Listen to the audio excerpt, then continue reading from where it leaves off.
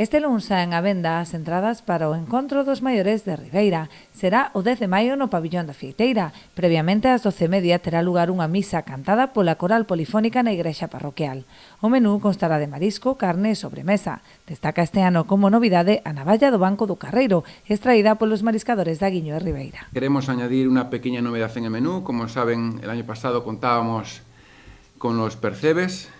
En esta nueva edición apostamos por un producto local, también muy nuestro, como son las navajas, reforzando también ese vínculo con el sector del mar.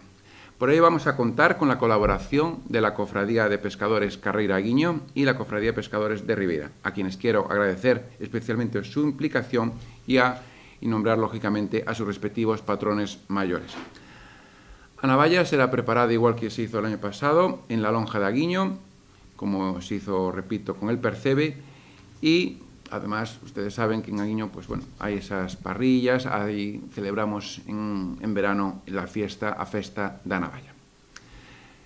Con esto garantizamos un producto fresco, de calidad y de proximidad.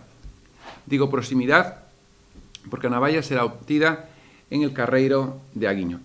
As persoas que queiran adquirir a súa entrada poderán facelo na Oficina de Atención Cidadá en horario de 10 a 2. O prezo é de 25 euros por comensal e aconséllase o pago con tarxeta. Recordar que por logística es importante, o recomendable, mejor dicho, el pago con tarjeta. En el concello solo se cobra con tarjeta.